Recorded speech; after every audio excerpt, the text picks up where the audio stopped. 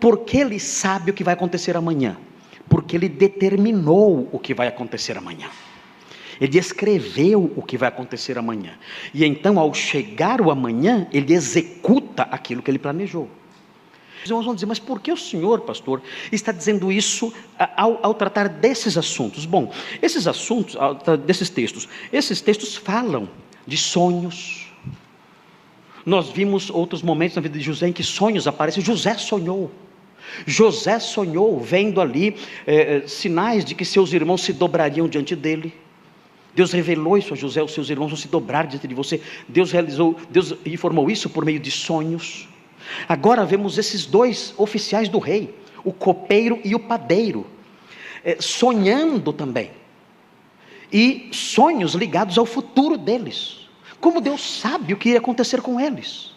O texto não diz aqui como Deus sabe o que ia acontecer com eles.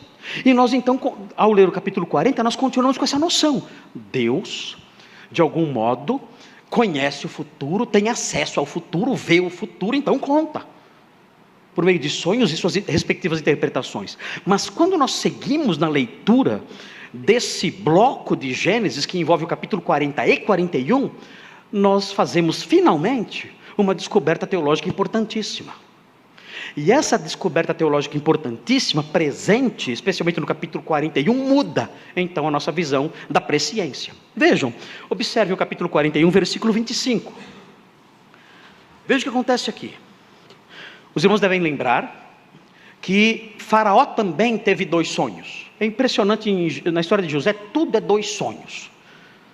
José teve dois sonhos, os oficiais de Faraó, dois sonhos, e agora Faraó, dois sonhos.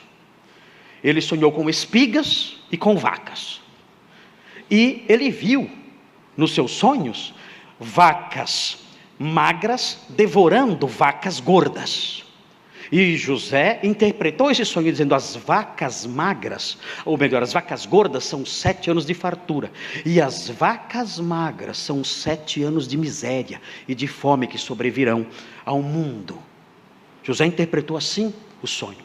O faraó também sonhou com espigas mirradas e espigas bonitas, e as espigas mirradas devoravam as espigas bonitas.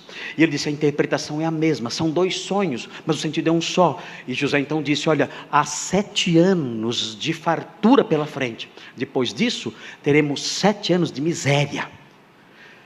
Tudo isso mostrando que Deus sabia o futuro, e revelou a Faraó, e revelou a interpretação a José. E quando nós chegamos então no capítulo 41, versículo 25, nós aprendemos como Deus sabia o futuro. Veja, o texto diz: então lhe respondeu José, 41, 25, o sonho de Faraó é apenas um.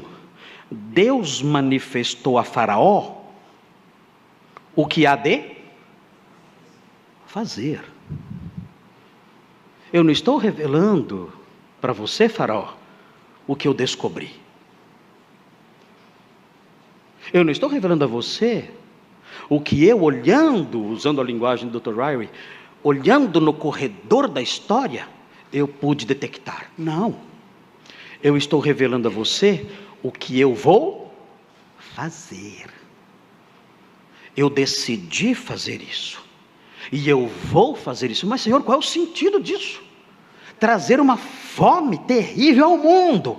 O porquê eu vou fazer isso não é problema de vocês, mas eu vou fazer isso, e estou avisando o que eu vou fazer. É algo que está na minha mente, no meu plano, nos meus propósitos, nos meus desígnios, e eu vou fazer. O versículo 25 diz isso. Nós prosseguimos, chegamos no versículo 28. Vejam: esta é a palavra, como acabo de dizer a Faraó, que Deus manifestou a Faraó o que ele há de fazer. De novo, Deus decidiu fazer isso, e assim ele vai agir. Agora vejam a clareza do versículo 32. O versículo 32 tem que ser colocado num quadro. O versículo 32 é a definição completa, absoluta, plena de presciência. Vejam o 32. O sonho de Faraó foi dúplice, porque é coisa estabelecida por Deus. Ele não descobriu isso. O que ele fez? Ele estabeleceu. E vejam, e Deus se apressa em fazê-la. Ele é o engenheiro da história, que desenha a história, que faz o projeto da história, e é o empreiteiro que vai lá e executa. Ele desenha a planta e vai lá e executa. Esse é o nosso Deus. É isso que aprendemos na Escritura, nesse texto e em outros. Deus conhece o futuro, porque Ele estabeleceu o futuro. E Ele revela então aos seus profetas no Antigo Testamento, e em algumas ocasiões no Novo, Ele revela o que Ele estabeleceu, o que Ele decidiu que iria fazer. Então, os conceitos que há por aí, de que Deus é uma espécie de cigano cósmico, que sabe o futuro porque de alguma forma descobriu, irmãos, peguem o conceito, amassem e joguem na latinha do lixo. Presciência é isto que aprendemos aqui. Os nossos conceitos são ditados pela Escritura, não por nossas intuições. Nós somos o povo de Deus. E como povo de Deus, os nossos conceitos são construídos, não nascem conosco. Eles são construídos não a partir das nossas intuições, das nossas preferências, do que nós achamos. Isso não interessa para nós. Os nossos conceitos são construídos a partir da análise da Escritura. Ela nos revela a verdade. E então nós aprendemos.